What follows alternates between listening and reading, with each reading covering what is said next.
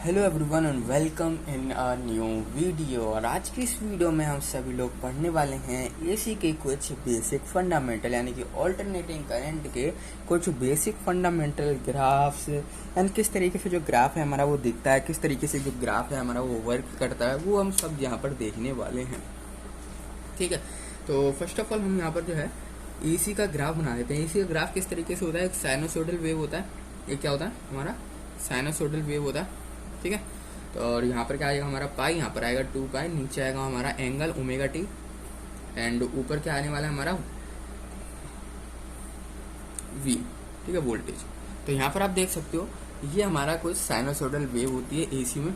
AC में कैसी, AC की जो हमारा वेव होती है वो किस तरीके से होती है, आपको अच्छी बात है साइनोसोडल होती है, सब जानते हैं। क्यों होती है साइनोसोडल, इसका भी रीजन आपसे पूछ रहे थे क्या, क्योंकि जो एसी है वो क्या करती है हमारी एक बार पॉजिटिव जाती है, एक बार नेगेटिव जाती है। तो ये जो ग्राफ है हमारा ये पूरा उसको डिटरमाइन करता है कि जब एक बार जाएगा पॉजिटिव डायरेक्शन, पॉजिटिव की भी हाई वैल्यू, देन एक बार जाएगा नेगेटिव डायरेक्शन, नेगेटिव की high value, positive negative positive negative positive negative, एक बार on off on off on off on off. इस तरीके से जो है हमारा एसी जो है वर्क करता है। एक बार हाई पोटेंशियल पे जाता है, एक बार लो पोटेंशियल पे जाता है, एक बार हाई पोटेंशियल पे जाता है, एक बार लो पोटेंशियल पे जाता है। फर्स्ट ऑफ ऑल इसको जो है ना टॉप की जो सबसे मैक्सिमम वैल्यू होगी उसको हम वीएम कहते हैं, वोल्टेज में मैक्सिमम। जैसे हम जानते हैं जो हमारी वोल्टेज की इक्वेशन होती है वो क्या होती है, वीएम साइन ओमेगा टी, जो हमारा एंगल है, एंड वीएम। तो यहाँ पर ये वीएम है ना, ये यही वीएम है, ये यही वीएम है। ये वीएम कौन सा होता है, हमारी मैक्सिमम वैल्यू होती है। ये हमारी कौन सी वैल्यू होती है, हमारी मैक्सिमम वैल्यू, यानी जो करंट की मैक्सिमम वैल्यू होगी ना, एकदम मैक्सिमम वैल्यू, वो वैल्यू कहलाती है हमारी वीएम। यानी कि इससे ज्यादा वैल्यू नहीं हो सकती, उसमें हाईएस्ट वैल्यू जो भी ऑब्जर्व करिए वो हमारी वीएम है। फर्स्ट ऑफ ऑल हम बात करते हैं इसकी साइकिल के बारे में, इसकी साइकिल के बारे में। तो ये वन कंप्लीट सेट करती है, ये ऑफकोर्स सी बात है, आप देख सकते हो यहाँ पर ये क्या करती है, यहाँ पर इसकी जो साइकिल है कहाँ पर खत्म है, इस तरीके से यहाँ पर खत्म है। यानी कि ये एक वन कंप्लीट सेट करती है जिसमें कि पॉजिटिव और नेगेटिव दोनों डायरेक्शन होती हैं। ये क्या करती है, एक वन कंप्लीट सेट कर रही है। यहाँ पर कंप्लीट होगा इसका पूरा वेव, देखो वेव यहाँ से स्टार्ट हुई और यहाँ पर कंप्लीट हुई, पूरा एक वेव यहाँ पर कंप्लीट होगी। इस वेव में एक पॉजिटिव और एक नेगेटिव आ रहा है। इस वेव के अंदर क्या आ रहा है, एक पॉजिटिव एंड एक नेगेटिव, यानी कि एक पूरा सेट आ रहा है। तो इसी को मैं लिख देता हूँ यहाँ पर, one complete set of positive and negative values of the function which goes on repeating is called cycle। Simply cycle क्या है, one complete set of a positive and negative value of a function. कोई भी function है यहाँ जो भी हमारा, simply इसका मतलब यही है लाइन का कि एक कंप्लीट सेट में, एक कंप्लीट वेव में एक पॉजिटिव और एक नेगेटिव डायरेक्शन होती है। बात यहाँ पर खत्म। अगर एक कंप्लीट सेट में पॉजिटिव और नेगेटिव डायरेक्शन आ रही है किसी भी वेव में, एक कंप्लीट पॉजिटिव और नेगेटिव, किसी भी वेव की बात कर रहा हूँ मैं, जरूरी नहीं ये वेव जो मैं आपको दिखाया, किसी भी एसी वेव में, एसी वेव जरूरी नहीं है ऐसी ही हो।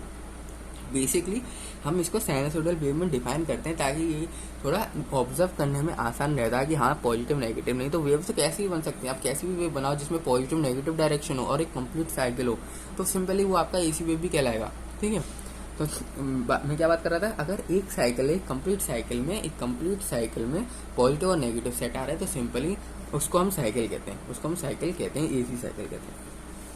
साइकिल मतलब ही क्या होगा, रिपीटिंग। साइकिल क्या होता है, जब भी आपने टायर देखा होगा पूरा एक से स्टार्ट हुआ एक पे आ गया, एक से स्टार्ट हुआ एक पे आ गया। सिंपली आप समझ सकते हो रिपीटिंग से हम बात कर रहे हैं, यानी सिंपली रिपीटिंग को आप साइकिल समझ सकते हो, विच गोज ऑन रिपीटिंग, यानी बार बार पॉजिटिव और नेगेटिव साइकिल आ रही है, उसको हम पॉजिटिव और नेगेटिव वैल्यूज आ रही है, उसको हम साइकिल कहते हैं। देन आता है हमारे पास मैग्नीट्यूड, और या फिर आप मैग्नीट्यूड बोल दो या फिर आप इसको एम्पलीट्यूड भी बोलते हैं, मैग्नीट्यूड एंड एम्पलीट्यूड भी आप इसको बोलते हैं, जिसमें मैं वीएम बता रहा था। यानी कि हाईएस्ट जो वैल्यू है ना, हाईएस्ट वैल्यू जो मैं आपको यहाँ पर वीएम बता रहा था, यही चीज हमारी मैग्नीट्यूड या फिर आप इसको एम्पलीट्यूड भी बोल सकते हो। यानी कि highest value of a wave यानी हाईएस्ट वैल्यू जो भी पॉजिटिव में हो चाहे नेगेटिव में हो, इवन नेगेटिव में भी जो हाईएस्ट वैल्यू है इसको भी हम वीएम कहते हैं, ठीक है, इसको भी हम वीएम कहते हैं। यानी बेसिकली जो हाईएस्ट वैल्यू होती है ना, हाईएस्ट वैल्यू, उसको हम यहाँ पर मैग्नीट्यूड या एम्पलीट्यूड बोलते हैं। तो सिंपली ये क्या है हमारा, it is the maximum value positive और negative of the quantity, positive and negative of the quantity, positive and negative of the quantity. Simply magnitude और एम्पलीट्यूड क्या होता है, ये मैक्सिमम वैल्यू होती है कोई भी पॉजिटिव और नेगेटिव क्वांटिटी, किसी भी पॉजिटिव एंड नेगेटिव क्वांटिटी की जो मैक्सिमम अटेनेबल वैल्यू होगी वो उसको हम मैग्नीट्यूड या एम्पलीट्यूड कहते हैं। मैक्सिमम याद रखना, क्योंकि कभी कभी क्या होता है ना, हम ये तो वेव से दिख रहा है पर हमसे क्वेश्चन में बोल देता है द वैल्यू, वोल्टेज की हमें वैल्यू देती, उसने हमको वोल्टेज की वैल्यू दी थी पर वो वीएम नहीं है, उसने बोला ये मैक्सिमम वैल्यू तो नहीं है, क्वेश्चन में लिखा आ गया कि ये मैक्सिमम वैल्यू तो नहीं है पर वैल्यू है, और आपने उसको मैक्सिमम वैल्यू समझ के वोल्टेज में पुट कर दिया, आपने वो आरएमएस वैल्यू वगैरह निकाल दी, तो बिल्कुल गलत हो जाएगा आपका, ठीक है। मैग्नीट्यूड या एम्पलीट्यूड बोला तो यानी सिंपली मैक्सिमम वैल्यू, अगर उसने बोला मैग्नीट्यूड तो समझ जाना वो मैक्सिमम वैल्यू दे रहा है, फिर वो नॉर्मल वैल्यू नहीं दे रहा, फिर वो मैक्सिमम वैल्यू दे रहा है, मैग्नीट्यूड या एम्पलीट्यूड क्वेश्चन में बोल दिया तो। देन आता है हमारे पास मैग्नीट्यूड और एम्पलीट्यूड के बाद इंस्टेंटेनियस वैल्यू। अब ये इंस्टेंटेनियस वैल्यू क्या होती है, ये हमारी वो क्वांटिटी होती है जो कि हमारी पर्टिकुलरली इंस्टेंट ऑफ टाइम पे हम ऑब्जर्व कर रहे हैं, किसी भी पर्टिकुलर इंस्टेंट ऑफ टाइम पे हम ऑब्जर्व करते हैं उसको हम इंस्टेंटेनियस वैल्यू कहते हैं। जैसे सपोज कर लो ये वाला पॉइंट, मैं इस पॉइंट पे यहाँ पर ऑब्जर्व करना चाहता हूँ कि वैल्यू क्या होने वाली है, वो वी की वोल्टेज की जो वैल्यू है मेरी इस पॉइंट पे जाके क्या होने वाली है, यानी कि एक पर्टिकुलर इंस्टेंट पे मैं बात कर रहा हूँ। कहाँ पर बात कर रहा हूँ, एक पर्टिकुलर इंस्टेंट पे, यानी इस समय पे मैं बात कर रहा हूँ, इस टाइम पे मैं बात कर रहा हूँ, इसी को हम इंस्टेंटेनियस वैल्यू बोलते हैं। यानी कि मेरे को आंख बंद करके आपने किसी भी पॉइंट पे लगा दिया, मैं भाई यहाँ पर मेरे को वैल्यू बताओ कितनी, यहाँ पर मेरे को वैल्यू बताओ कितनी, यानी कि आप जहाँ पर भी मन चाहे वहाँ पे एक पॉइंट, जहाँ पर भी आप बोले वहाँ पर आपको वैल्यू मिल जाए, उसको इंस्टेंटेनियस वैल्यू बोला जाता है। सिंपल क्या है, the value of quantity at any particular instant of time is called instantaneous value. उसको आप लोग, हम सभी लोग क्या कहते हैं, इंस्टेंटेनियस वैल्यू कहा जाता है। यानी किसी भी पर्टिकुलर इंस्टेंट ऑफ टाइम पे आपने वैल्यू पूछ ली, वेव चल रही है पॉजिटिव और नेगेटिव, आपने अपने मन से कहीं भी उंगली रख दी, भाई ये बताओ यहाँ वैल्यू कितनी है, और वहाँ वैल्यू हमको मिल गई, तो वो जो वैल्यू कहलाएगी वो ना मैक्सिमम वैल्यू कहलाएगी ना एवरेज वैल्यू कहलाएगी, वो वैल्यू कहलाएगी इंस्टेंटेनियस वैल्यू। वैल्यू कौन सी कहलाएगी, इंस्टेंटेनियस वैल्यू। यानी आपने एक पर्टिकुलर इंस्टेंट पे वैल्यू पूछी है और उस पर्टिकुलर इंस्टेंट पे आपको वैल्यू मिली है, इसलिए उसको एक इंस्टेंटेनियस वैल्यू कहते हैं। अब ये सब जो है रिप्रेजेंट करे जाते हैं ना, सिंपली रिप्रेजेंट करे जाते हैं हमारे लेटर से, जैसे कि आई वी पी ई, कोई भी यहाँ पर मैं लिखता हूँ,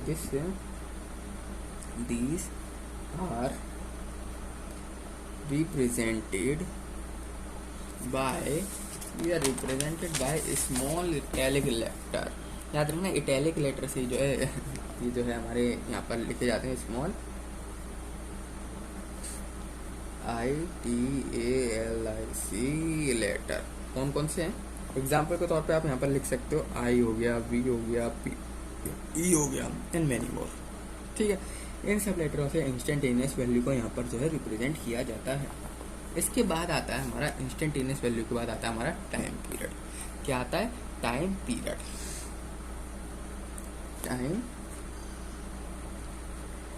अभी टाइम पीरियड क्या होता है, अब टाइम पीरियड को हम किस तरीके से यहाँ पर डिफाइन करेंगे वो समझो।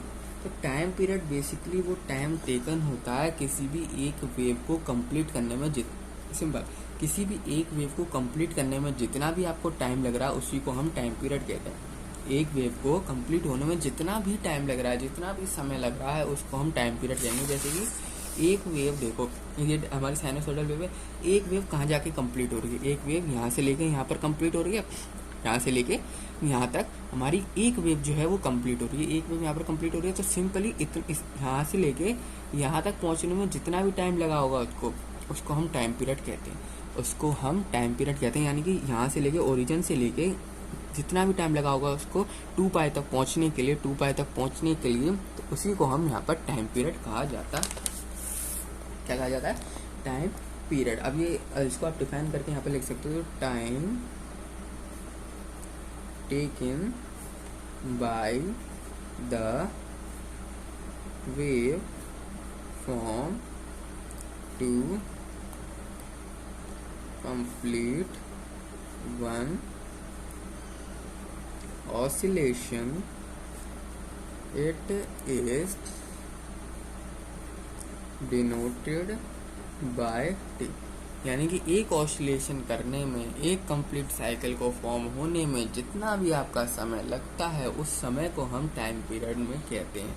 ये सिंपली डिनोट किया जाता है, टी से कैपिटल टी लगा दो, टाइम पीरियड से आपका क्या हो जाएगा? डिनोट हो जाएगा। कैपिटल टी लगा दोगे आपका सिंपली कंसीडर किया जाएगा कि हाँ भाई आपने ये टाइम पीरियड की वैल्यू लिखी है, आपने किसकी वैल्यू लिखी है? Time period. अब जो एक बेसिक टर्म आता है, जो बेसिक हमारे पास जो कह सकते हो आप वेरिएबल्स हमारा यहाँ पर यूज होता है, बेसिक वेरिएबल वो होता है हमारा फ्रीक्वेंसी। अब बात करते हैं हम कौन सा पॉइंट है? 6th फ्रीक्वेंसी के बारे में। हम किसके बारे में बात करने वाले हैं? फ्रीक्वेंसी। तो फ्रीक्वेंसी क्या होता है? सिंपल है, फ्रीक्वेंसी जो बड़ा ही सिंपल है। क्या होता है? Number of oscillation per unit time. यानी कि एक यूनिट टाइम मतलब 1, ठीक है। यूनिट टाइम कितना होता है? 1। यानी कि एक सेकंड में कितना ऑसिलेशन हुआ है, कितने ऑसिलेशन हुए हैं भाई? 1000, 2000, 3000, 10,000, कितने ऑसिलेशन हुए हैं? सिंपली उसको फ्रीक्वेंसी कहा जाता है। उसको क्या जाता है? फ्रीक्वेंसी कहा जाता है। ऑसिलेशन का मेरा मतलब है एक पूरी कंप्लीट साइकिल। ऑसिलेशन से मेरा क्या मतलब है? एक पूरी कंप्लीट साइकिल। तो सिंपली इसको आप डिफाइन कर सकते हो, number of oscillation per unit time, और पर यूनिट टाइम या फिर आप इसको और किससे डिवाइड करते हो? नंबर ऑफ साइकिल कंप्लीटेड, और नंबर ऑफ साइकिल कंप्लीटेड, यानी कितने नंबर ऑफ साइकिल आपकी कंप्लीट हो गई है इन 1 सेकेंड। ये चीज़ भी आपको यहाँ पर रखना। टाइम का जो है यहाँ पर बहुत ही बेसिक आपको यहाँ पर ध्यान रखना होगा। अगर आपने टाइम में यहाँ पर लापरवाही कर दी, आपने 1 सेकंड की जगह यूनिट टाइम की जगह आपने कुछ और टाइम लिख दिया ना, तो सिंपली वो फ्रीक्वेंसी नहीं कहलाएगी फिर, ठीक है। इसकी डेफिनेशन में बात कर रहा हूँ, डेफिनेशन में आपने जरा भी चेंजेस कर दे तो फ्रीक्वेंसी नहीं कहलाती है। यूनिट टाइम आपका लिखना बहुत ज़्यादा ज़रूरी है। यूनिट टाइम का मतलब होता है, यूनिट का मतलब ही होता है हमारा 1, तो इसलिए इसको 1 सेकंड में जितने भी आपके कंप्लीट साइकिल हुए हैं, जैसे कि देखो यहाँ से यहाँ तक पहुँचने में कंप्लीट साइकिल 0 से लेकर 2 पाई तक हुई है, इधर तक पहुँचने में उसको अगर 1 सेकंड लग रहा है तो सिंपली उसने 1 साइकिल कंप्लीट किया। उसने कितनी साइकिल कंप्लीट की? 1 साइकिल कंप्लीट की है। अब उसने क्या किया? ऐसे करते हुए 10 साइकिल में 1 सेकंड में 10 वेव बना दी। तो सिंपली नंबर ऑफ वेव्स कितने हो जाएंगे? 10। उसने 1 सेकंड में फिर 10 वेव्स को यहाँ पर कंप्लीट किया होगा। तो फ्रीक्वेंसी मतलब नंबर ऑफ ऑसिलेशन, कितनी एक साइकिल कंप्लीट होने में कितना समय लग रहा है, सॉरी नंबर ऑफ कितने ऑसिलेशंस हो रहे हैं, कितने ऑसिलेशंस हो रहे हैं 1 सेकंड के अंदर, उसको हम यहाँ पर फ्रीक्वेंसी कहते हैं। इन 1 सेकंड इज कॉल्ड फ्रीक्वेंसी, ठीक है। अब इसको डिनोट किससे किया जाता है? It is denoted by, simply इसको डिनोट किया जाता है इस एफ से, स्मॉल एफ, ठीक है। फ्रीक्वेंसी को डिनोट किससे किया जाता है? स्मॉल एफ से। आप इसको क्या कर सकते हो? डिनोट कर सकते हो। और जो इसकी यूनिट होती है, and its unit is hertz. तो इसकी यूनिट भी आपको है यहाँ पर याद रखनी पड़ेगी। यूनिट इसकी जो होती है हमारी हर्ट्स होती है, एंड इसको डिनोट किया जाता है हमारे स्मॉल एफ से। स्मॉल एफ से इसको डिनोट किया जाता है, एंड इसकी जो यूनिट होती है वो हमारी होती है हर्ट्स, ठीक है। ये अब इसको मैं मैथमेटिकल आपको बताऊं, मैथमेटिकली इसको डिनोट कैसे किया जाता है? आप इसको लिख सकते हैं small f is equal to 1/t, यानी ये small f is equal to 1/t। जो यहाँ पर स्मॉल एफ है ये फ्रीक्वेंसी को डिनोट करता है, एंड टी जो डिनोट करता है यहाँ पर टाइम पीरियड को डिनोट करता है, टी किसको डिनोट करता है, टाइम पीरियड को डिनोट करता है। एक जनरल के लिए आपको बता देता हूँ, हम बात वैसे तो एसी की कर रहे हैं ना, एसी सप्लाई की बात। तो फॉर एसी सप्लाई के लिए जो आपकी फ्रीक्वेंसी की वैल्यू है वो हमारी 50 हर्ट्ज होती है। एसी सप्लाई के लिए आपकी जो फ्रीक्वेंसी की वैल्यू होती है ना, फ्रीक्वेंसी की वैल्यू एसी सप्लाई के लिए वो हमारी 50 हर्ट्ज होती है, ये वाली बात। एंड सेकेंड थिंग, हम एसी की तो बात कर रहे हैं पर मैं आपको डीसी का भी बता दूं। फॉर डीसी सप्लाई, डीसी में जो सप्लाई आती है जो आपके घर में पहुंचती है, सिंपली एसी जो आपके घर में पहुंचती है ना एसी सप्लाई, उसकी फ्रीक्वेंसी 50 हर्ट्ज होती है, 50 हर्ट्ज से ज़्यादा नहीं होती है, ठीक है। एंड जो डीसी सप्लाई होती है ना, इसमें फ्रीक्वेंसी होती ही नहीं है, इसमें फ्रीक्वेंसी होती ही नहीं है। इसलिए क्यों नहीं होती इसमें, क्योंकि इसमें ऑसिलेशंस ही नहीं होते। डीसी में क्या नहीं होते, ऑसिलेशंस होते हैं। डीसी का ग्राफ देखो अगर किस तरीके से बनेगा तो कुछ इस तरीके से बनेगा, देखिए इस तरीके से, या फिर आप किसी भी तरीके से कर सकते हो। जहाँ देख सकते हो वैल्यू जो है वो नेगेटिव में आ ही नहीं रही है, वैल्यू जो है हमारी डीसी की वो नेगेटिव में आ ही नहीं रही है। इसलिए कहते हैं कि डीसी जो है ज़्यादा खतरनाक होता है एसी के मुकाबले। क्यों होता है, उसके पीछे भी रीज़न है, क्योंकि एक समय देखो एसी, ये तो हमारा डीसी हो गया एंड ये हमारा एसी हो गया, ठीक है। देख सकते हो एक समय ऐसा आता है जब इसकी वैल्यू हो जाती है 0, एसी की वैल्यू हो जाती है 0, एसी यहाँ डीसी। एक समय ऐसा होता है एक वैल्यू 0 जाती है एंड देन नेगेटिव में जाती है, परंतु इसमें ऐसा नहीं होता है। इसमें जो ग्राफ है वही ग्राफ चलता है कांस्टेंट। आप इसको इस तरीके से समझ सकते हो, ये वाला इस तरीके से कि ये रहा एक कांस्टेंट जा रहा है, वैल्यू नेगेटिव होती नहीं है, वैल्यू जरा भी गिरती नहीं है, जिसकी वजह से जो है हमारा डीसी ज़्यादा खतरनाक होता है। अगर एक बार आपने डीसी को पकड़ लिया तो आप छूटोगे नहीं। क्यों नहीं छूटोगे, क्योंकि वो भाई 0 पे आती नहीं है, वो जितनी है उतनी, जितनी मतलब स्टार्टिंग पे आपने छुई होगी उतनी ही कांस्टेंट रहती है, वो ना 0 पे आती है ना नेगेटिव पे जाती है, जिसकी वजह से वो क्या कर लेती है, पकड़ लेती है। पर एसी जो है वो हमारा 0 भी होता है, नेगेटिव भी होता है, हर बार चेंज होता रहता है। ये हर बार चेंज ही नहीं होता, सिंपली बात यहाँ पर ख़त्म। हर बार अगर चेंज नहीं होता तो सिंपली वो हमारा डीसी के अंदर आता है, और डीसी बहुत ज़्यादा खतरनाक होती है जब चेंज ही नहीं हो रहा, ऑसिलेशन ही नहीं हो रहे। यहाँ पर ऑसिलेशन हो रहे हैं क्या, सीधी लाइन खिंची हुई है, इसमें ऑसिलेशन नामों का निशान, ऑसिलेशंस का नामो निशान नहीं है भाई।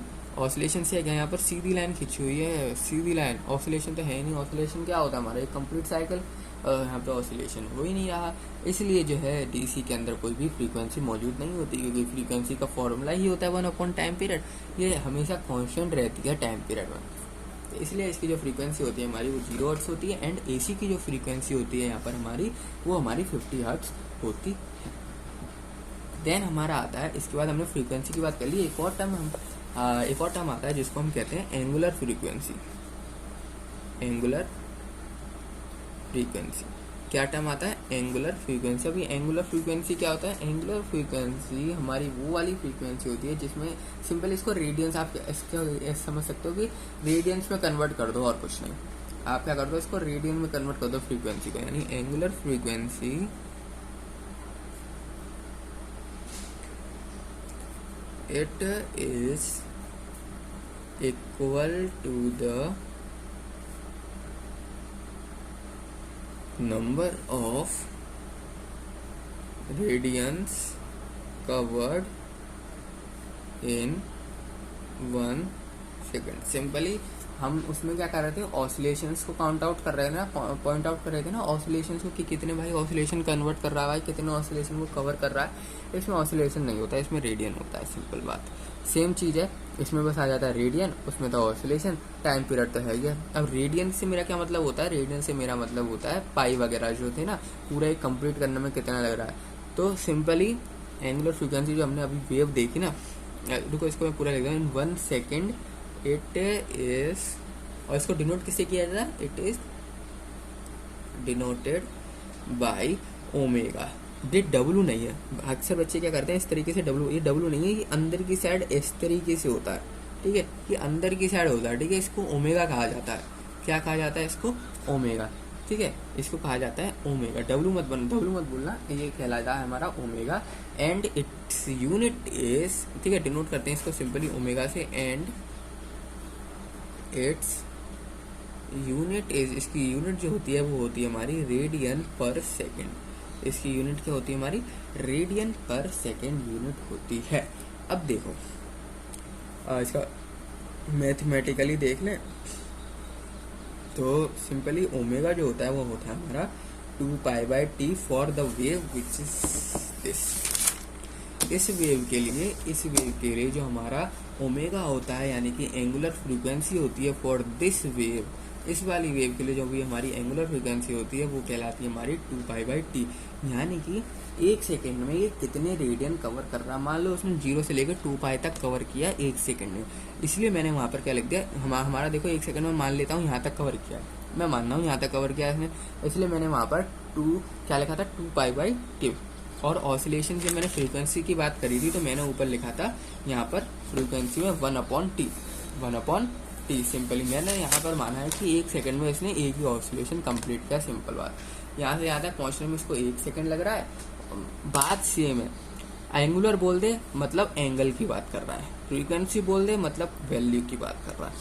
एंगुलर मतलब किसी भी एंगल किसी भी फेस की बात कर रहा है वो, पर अगर एंगल की जगह वो बोल दे वैल्यू, या फिर सिंपली वैल्यू भी नहीं बोले, सिंपली फ्रीक्वेंसी बोल दिया उसने, तो समझ जाना फ्रीक्वेंसी बोल दिया, इसका मतलब यही है कि 1 ऑसिलेशन, वो आपको काउंटिंग लिखनी पड़ेगी 1, इसलिए मैंने वहाँ पर 2π लिखा है। इसलिए मैंने यहाँ पर क्या लिखा है 2π, क्योंकि एक ऑसिलेशन हमारा 2π पे कंप्लीट हो रहा है ना, और हम माने एक ऑसिलेशन करने में उसको 1 ही सेकेंड लगा है।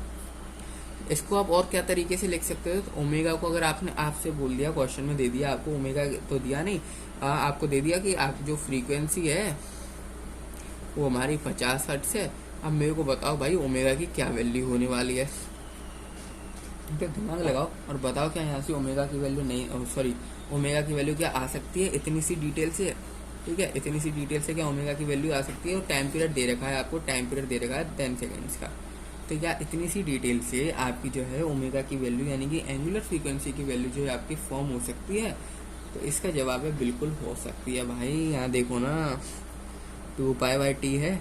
अब हम सभी लोग जानते हैं कि 1/t जो होता है ये हमारा फ्रीक्वेंसी होता है, तो simply omega is equal to 2π है, ठीक है। ये 10 सेकंड दे दिया था उलझाने के लिए, ये 10 सेकंड आपको दे दिया था उलझाने के लिए, अगर 10 सेकंड भी नहीं देता तो भी बात बन जाती, क्योंकि भाई हमको तो फ्रीक्वेंसी दे दी उसने, बात ही खत्म हो गई। यहाँ पर ओमेगा की वैल्यू आराम से निकल आएगी 2 × 3.14 इंटू फ्रीक्वेंसी कितनी हमारी 50 हर्ट्ज। अब इससे सिंपली ओमेगा हमारा फाइंड आउट नहीं हो सकता सिंपली हमारा ओमेगा फाइंड आउट। तो बात यही थी कि आप एंगुलर फ्रीक्वेंसी को फ्रीक्वेंसी के भी टर्म में लिख सकते हो, वो क्या है हमारा सिंपली एक तो 2π/t तो है ही है, उसको हम किस तरीके से लिख सकते हैं 2π/f। सिंपली यहाँ पर क्या है f फ्रीक्वेंसी, f क्या है हमारी फ्रीक्वेंसी है, और इसकी जो यूनिट है वो हमारी रेडियन पर सेकेंड, इसकी यूनिट क्या होती है हमारी रेडियन पर सेकेंड। अब हमने एंगुलर की भी बात कर ली। अब एक टर्म आता है जिसको हम कहते हैं फेज, एक टर्म आता है जिसको हम फेज कहते हैं। ये क्या होता है, ये ऑल्टरनेटिंग क्वांटिटी होती है। ये क्या होता है, फेज क्या होता है, एक ऑल्टरनेटिंग क्वांटिटी होती है। यहाँ लिखता हूँ by phase of an alternating quantity. इसका मतलब क्या है, it means the function of time period that has elapsed since the current cut या फिर current past current passed at time t chosen from the origin, ठीक है। वो बताऊंगा वैल्यू क्या, वो मैं अभी आपको बताऊंगा। सिंपली फेज को समझो, फेज क्या होता है, जब भी आपका उसकी सर्किट के अंदर करंट पास आउट होगा, जो आपकी टाइम पीरियड है वो क्या कर जाएगी, फंक्शन जो है टाइम पीरियड का वो सिंपली एस्केप्ड कर जाएगा। जब भी करंट पास होगी किसी भी पोजीशन से या फिर किसी भी रेफरेंस से, जब आपकी करंट जो है यहाँ पर पास आउट होगी, तो जो फंक्शन है टाइम पीरियड का वो क्या हो जाएगा, ऑल्टरनेटिंग क्वांटिटी बन जाएगा, वो एक क्वांटिटी में कन्वर्ट हो जाएगा जिसको हम क्या कहते हैं, फेज कहते हैं। ठीक है, जिसको हम क्या कहते हैं यहाँ पर, फेज कहते हैं। या फिर आप एक फॉर्मूले से समझ सकते हो, विल बी सिंपली जो आपको टाइम पीरियड लग रहा है एन टी, जो हमारा फंक्शन ऑफ टाइम है, function of time divide by T. आप नहीं, आपको सिंपल समझ सकते हो, the ratio of the function of a time period divided the ratio of function of time period and time period and, और जो हमारा कैपिटल टी क्या था हमारा, time period, function of time period और टाइम पीरियड का ratio. Function of time period जो T है ना, ये क्या है यहाँ पर, फंक्शन है टाइम पीरियड का, फंक्शन ऑफ टाइम पीरियड, परंतु उसके अलावा जो टी है ये हमारा टाइम पीरियड है। फंक्शन मतलब उसका सिंपल यहाँ पर समझ सकते हो, जो स्मॉल टी है फंक्शन, जो कि हमें गिवन हुआ होगा क्वेश्चन में। ठीक है, function of time period, function of time period and जो अगर रेशियो निकालते हैं हम किसी फंक्शन ऑफ टाइम पीरियड का और विद टाइम पीरियड से, तो वो हमारा फेज कहलाता है। वो हमारा क्या कहलाता है, फेज कहलाता है। इसी तरीके से बिल्कुल सेम तरीके से है फेज। हाँ, फेज के बाद फेज एंगल क्या आता है हमारा, फेज एंगल। फेज एंगल क्या होता है, सिंपली ये भी हमारा इक्विवेलेंट टू फेज होता है एक्सप्रेशन में, और इसकी यूनिट भी हमारी रेडियंस में या डिग्री में होती है। सिंपली बस इसका डिनोशन का तरीका अलग होता है। इसको हम थीटा से डिनोट करते हैं। इसको हम किससे डिनोट करते हैं, थीटा से, यानी कि it is the equivalent of phase expressed in radians or expressed in radians or degree. It is denoted by theta or omega t। ठीक है, थीटा या ओमेगा टी से भी आप इसको डिनोट करते हैं। मैथमेटिकली अगर मैं देखूँ फेज एंगल को मैथमेटिकली, तो सिंपली थीटा हमारा ओमेगा टी के बराबर, दोनों कुछ भी डिनोट कर सकते हो आप। ये हमारा 2πt/t होता है। यहाँ पर टी क्या है, ऑफकोर्स वही क्या था, function of a time period. नीचे तो हमारा टाइम पीरियड है, जो टी है वो हमारा function of a time period है। देख सकते हो फेज और फेज एंगल के बीच में डिफरेंस होता है। इसमें क्या है, 2π का मल्टीप्लाई, यानी कि ओमेगा, यानी कि किसका मल्टीप्लाई, एंगुलर का। एक एंगुलर का मल्टीप्लाई होता है फेज एंगल में। फेज एंगल में क्या होता है, एंगुलर का मल्टीप्लाई। जैसे कि हमने फ्रीक्वेंसी देखा था, वो नॉर्मल कांस्टेंट थी। फ्रीक्वेंसी एंड फेज एकदम सेम टर्म है। फ्रीक्वेंसी एंड फेज का सेम टर्म, जिसमें वैल्यू आएंगे कांस्टेंट वाले टर्म्स आएंगे, वैल्यू वगैरह आएंगे। पर जो हमारी एंगुलर फ्रीक्वेंसी थी उसमें क्या थे, एंगल वगैरह आ रहे थे, यानी ओमेगा आ रहे थे। सिंपली फेज एंगल में भी ओमेगा आया है, एंगल वगैरह आए हैं। इसलिए बाकी देखो दोनों में सेम है। जैसे कि फेज एंगल और एंगुलर फ्रीक्वेंसी सेम था ना, सिंपली इसी को हम क्या, इसकी जो यूनिट होगी ना वो भी सेम होती है। क्योंकि देख सकते हो यूनिट क्या होगी इसकी, बताओ, सिंपली रेडियन पर सेकेंड, रेडियन पर sorry radian, only radian, time period है ना, तो ओनली रेडियन, दोनों फंक्शन है तो सेकंड तो कट जाएंगे हमारे दोनों। देखो ये फंक्शन ऑफ टाइम पीरियड है, ये टाइम पीरियड है, ये फंक्शन ऑफ टाइम पीरियड है, ये टाइम पीरियड है, यानी कि दोनों की जो यूनिट होने वाली, जिसमें सेकंड कॉमन हो जाएगा, दोनों कैंसिल आउट हो जाएंगे। बचेगा क्या हमारे पास, रेडियन। इसलिए रेडियन बोल दो, या फिर आप इसको डिग्री भी बोल सकते हो। रेडियन बोल दो, या फिर डिग्री में भी आप जो है इसकी यूनिट को लिख सकते हो। रेडियन में और डिग्री में भी आप इसकी यूनिट को लिख सकते हो।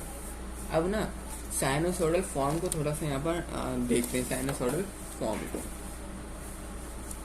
देखो, कुछ हमारी साइनोसॉइडल फॉर्म किस तरीके से फॉर्म होती है, किस तरीके से दिखती है, वो देखो। फर्स्ट ऑफ ऑल एक बीच में ये किस तरीके से, तो ये किस तरीके से जो हमारा डिनोट होगा, सिंपली आप जो है फंक्शन हमारा कुछ इस तरीके से चलता है। फंक्शन हमारा कुछ इस तरीके से चलता है। ये तो मान लो ये वाली इसकी पीक है, तो पीक से एक ऊपर लाइन खींचो। ये देखो यहाँ से समझा रहा हूँ मैं, आप जो है इस तरीके से समझ सकते हो। एक लाइन ये एंड एक लाइन ये दोनों बराबर होनी चाहिए। ठीक है, ये दोनों हमारी क्या होनी चाहिए, बराबर। एक सेकेंड दिखा रहा हूँ आपको क्या चल रहा है। ये दोनों हमारी होनी चाहिए बराबर। ये होता है हमारा 270 डिग्री का। ये होता इसके आगे 270 है, तो इसके आगे ऑफकोर्स की बात है 180 होगा। ठीक है, और जो ऊपर वाले हैं ये दोनों ट्रफ ज्वाइन कर दो, क्रस्ट ज्वाइन कर दो। सिंपली बात करता हूँ, दोनों के क्रस्ट एंड ट्रफ आपको क्या करने हैं, ज्वाइन करने हैं। दोनों के क्रस्ट एंड ट्रफ आपको क्या करना है, सिंपली ज्वाइन करने हैं। अब एक यहाँ से मैं 2 लाइन खींचता हूँ, एक जाती है हमारी, दोनों इन दोनों को भी क्या करना है, हमको ज्वाइन करना है विद दिस। ये देखना है कि साइनोसॉइडल वेव आखिरकार बनी कैसे, किस तरीके से यहाँ पर फॉर्म हुआ, हाउ साइनोसॉइडल वेव फॉर्म। तो सिंपली ये फॉर्म हुई है हमारी इस तरीके से कुछ। सबसे पहले क्या आता है हमारा, जरूरी नहीं है यहीं से, सबसे पहले यहाँ पर हमारा क्या आता है, जो एंगल्स होते हैं वो हमारे इस तरीके से यहाँ पर बिल्ड होते हैं, एंगल्स हमारे इस तरीके से बिल्ड होते हैं। एक कंप्लीट साइकिल कितने में होती है, 180 डिग्री में।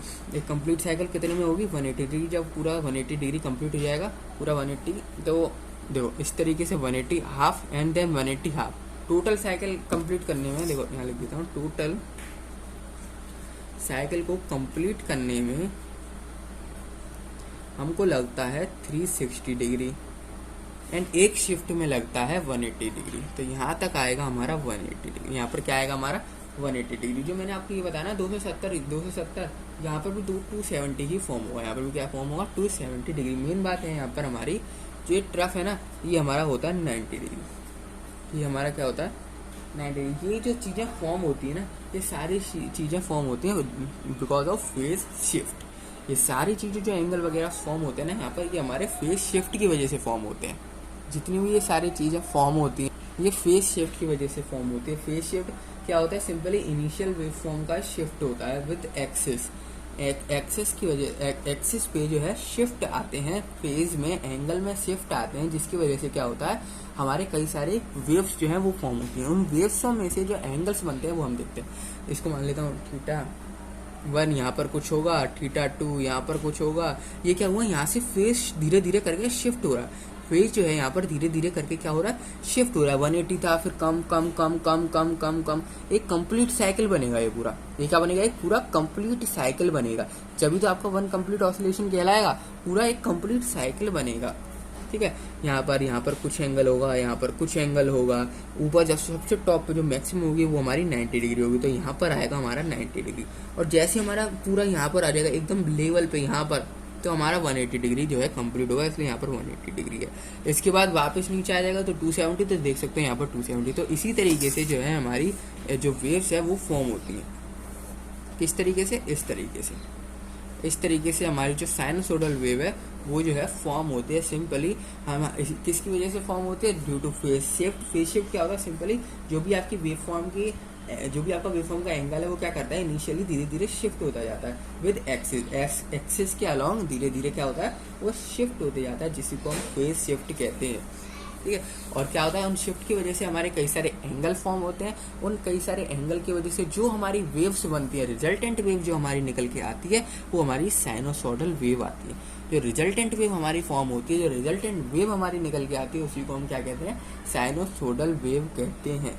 यहाँ पर कुछ एंगल होगा, यहाँ पर कुछ होगा, पर टॉप पे होगा 190, एकदम परपेंडिकुलरली नीचे होगा 270, पूरा एक कंप्लीट साइकिल होगा 180।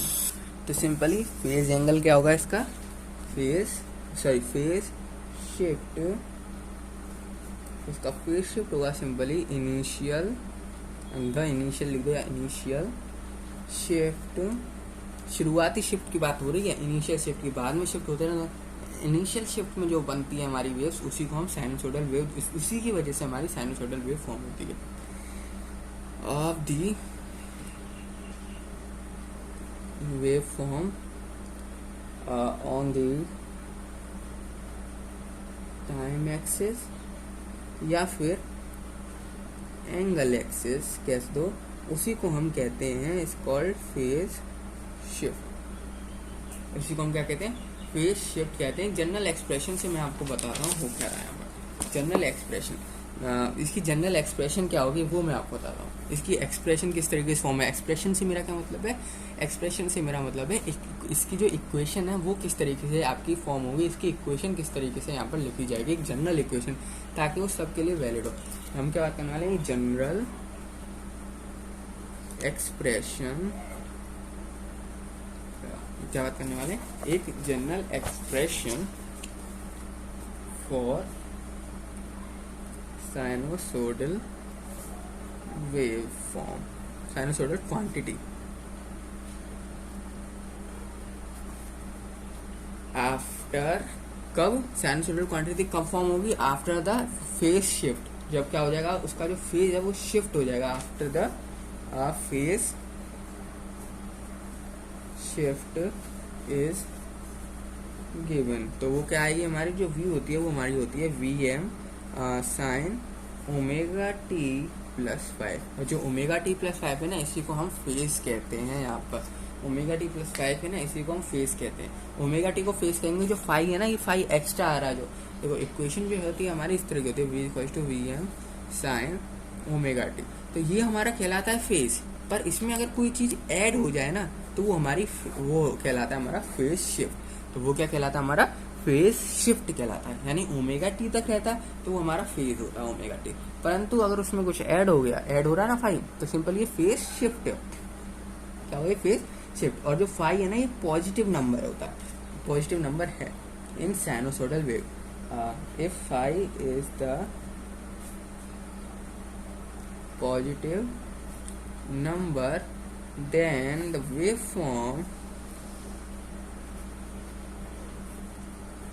shifts towards, अगर जो हमारी फाई की यानी एंगल की जो वैल्यू है, देख सकते हो ये एंगल की वैल्यू अगर वो पॉजिटिव रही, तो हमारा वो जो शिफ्ट होगा वो टुवर्ड्स होगा लेफ्ट साइड। तो किसकी साइड शिफ्ट होगा, हमारा shift towards left. And the angle phi is known and the angle phi is known as, उस एंगल फाई को हम क्या कहेंगे, यहाँ पर कहेंगे एंगल ऑफ लीड। उस एंगल को क्या कहेंगे हम, एंगल ऑफ लीड। अगर जो हमारी फाई की वैल्यू है वो पॉजिटिव डायरेक्शन में, इक्वेशन जो साइनसोइडल वेव की इक्वेशन वो कुछ इस तरीके से होती है, ठीक है। अगर हमारी फाई की डायरेक्शन पॉजिटिव है, फाई की जो वैल्यू है वो हमारी पॉजिटिव है, फाई की वैल्यू नेगेटिव में नहीं आ रही, पॉजिटिव है, तो हमारा जो शिफ्ट होगा वो होगा लेफ्ट साइड। शिफ्ट जो होगा वो हमारा कौन सी साइड होगा, लेफ्ट साइड। अगर नेगेटिव है तो राइट साइड शिफ्ट होगा, ठीक है। सिंपल बात यहाँ पर खत्म हो गई। दूसरी बात क्या आती है हमारी, इसी फाई को एंगल को हम क्या कहते हैं, एंगल ऑफ लीड। इसी को हम क्या कहते हैं यहाँ पर, एंगल ऑफ लीड कहा जाता है। इसी एंगल को कहा जाता है एंगल ऑफ लीड। और यहाँ पर क्या है, ऑन द अदर हैंड, वो भी लिख देता हूँ, ऑन दी अदर एंड वाला, फाई की वैल्यू जब नेगेटिव होती है, on the other hand if phi is a negative number, then the wave form, जब वो वेव फॉर्म क्या होगी, इज शिफ्टेड टूवर्ड्स राइट। वो कहाँ पर शिफ्ट हो जाएगी, राइट। एंड जो फाई होगा उसको हम एंगल ऑफ लीड फिर नहीं कहते हैं। जो फाई होगा उसको हम क्या कहते हैं, phi is known as angle of lag. उस फाई को हम क्या कहते हैं, एंगल ऑफ लैग। आपसे कभी कभार ये पूछ लिया जाता है कि डिफाइन करो एंगल ऑफ लीड को एंड डिफाइन करो एंगल ऑफ लैग को। तो सिंपली फेस शिफ्ट के अंदर अगर आपका जो फाई की एंगल होती है, जो भी आपकी फेस की एंगल होती है, अगर वो हमारी पॉजिटिव डायरेक्शन में पॉजिटिव वैल्यू है, तो सिंपली वो लेफ्ट साइड होगा और उसी को हम कहेंगे एंगल ऑफ लीड। पर अगर वो हमारी नेगेटिव वैल्यू है तो वो राइट साइड शिफ्ट होगा। राइट साइड शिफ्ट होगा तो उसको हम एंगल ऑफ लैग कहेंगे। उसको हम क्या कहेंगे, एंगल ऑफ लैग कहेंगे। तो सिंपली यहाँ पर आप दिखा देता हूँ लिख के, जैसे कि वी एम जो है हमारा sine omega T plus phi है, ये हमारा जीरो। अगर हमारा जो है omega T plus phi is equal to zero, तो ओमेगा टी अगर नेगेटिव है, ओमेगा टी अगर नेगेटिव है तो हमारा ऊपर वाला केस सेटिस्फाई हो जाएगा। अगर ओमेगा टी माइनस फाई यानी कि फाई की वैल्यू पॉजिटिव है, पॉजिटिव कौन सी में होती है हमारी फाई की वैल्यू, बताया पॉजिटिव ऊपर वाले में, तो ये वाला जो केस है ना, ये वाला केस जाता है हमारा ऊपर वाले को। अगर हमारी फाई की वैल्यू नेगेटिव है तो जो ओमेगा टी की वैल्यू है वो हमारी पॉजिटिव आएगी, और पॉजिटिव आएगी तो ये केस जाता है एंगल ऑफ लैग को। और पॉजिटिव आती है जब भी हमारी साइनोसोइडल वेव यहाँ पर फॉर्म हो जाती है। देख सकते हो पॉजिटिव है तो राइट साइड शिफ्ट होगा, negative value right side shift होगा। राइट साइड शिफ्ट होने में हमारी क्या नहीं है, हमारी साइनोसोइडल वेव फॉर्म हो रही है। तो सारा कुछ साइनोसोइडल जो वेव होती है कब फॉर्म होती है, ड्यू टू फेज शिफ्ट। जब हमारे क्या हो जाता है, फेज शिफ्ट होता है, जब हमारा जो है साइनोसोइडल वेव फॉर्म होती है। तो अगर आपसे कोई पूछ ले साइनोसोइडल वेव फॉर्म किस तरीके से होती है, तो सिंपली वो फेज शिफ्ट की वजह से होती है। किसकी वजह से होती है, फेज के शिफ्ट होने की वजह से। तो फेज शिफ्ट की वजह से होती है। सिंपली बात यहाँ पर हो जाती है खत्म। इसके बाद आता है हमारा एक लास्ट आता है हमारे पास फेज डिफरेंस। फेज डिफरेंस क्या होता है, सिंपली दोनों को माइनस कर दो, दोनों की जो फाई है ना उन दोनों को माइनस कर दो, यानी कि दो फाई निकलेंगे, एक तो पॉजिटिव वाला एक नेगेटिव वाला। अब क्या कर दो, आप पॉजिटिव और नेगेटिव दोनों को माइनस कर दो, जो भी रिजल्ट आएगा आपका वो फेज डिफरेंस कहलाता है। वो क्या कहलाता है हमारा फेज डिफरेंस। जैसे कि V1 मान लेता हूँ, एक है हमारा VM sine omega T plus phi 1 मान लेता हूँ, एंड दूसरा है आपके पास V2 जो है हमारा VM साइन, इसको M2 मान लेता हूँ, इसको M1 मान लेता हूँ, sine omega T plus phi 2। अब हमसे बोल लिया कि दो वेव आपके पास दे रखी है, दो वेव फॉर्म। अब आप बताओ मेरे को कि इनके बीच के में फेज डिफरेंस कितना है, फेज शिफ्ट तो होंगी, उनके बीच में बताओ फेज डिफरेंस कितना हमारा फॉर्म होगा। तो सिंपली फेज डिफरेंस जो हम निकालते हैं वो निकालते हैं फाई, जो फाई है ना ये, इसके मदद से हम फेज डिफरेंस जो है वो फाइंड आउट करते हैं। तो सिंपली अगर मुझसे पूछ लिए फेज डिफरेंस क्या होगा इन दोनों वेव फॉर्म का, सिंपली मैं उसको बताऊंगा, याद रखना मॉडुलस के अंदर फाई 1 माइनस फाई 2 कर दो, दोनों को माइनस कर दो, जो भी आपका रिजल्ट आएगा वो हमारा फेज डिफरेंस कहलाता है। जो भी आपका रिजल्ट आएगा ना वो हमारा फेज डिफरेंस जो है यहाँ पर कहलाता है। रिजल्टेंट आएगा जो भी आपके फेज शिफ्ट का, यानी कि फाई 1 फाई 2 का वो रिजल्ट कहलाता है। इस वीडियो में इतना ही, मिलते हैं आप सब लोगों से नेक्स्ट वीडियो में।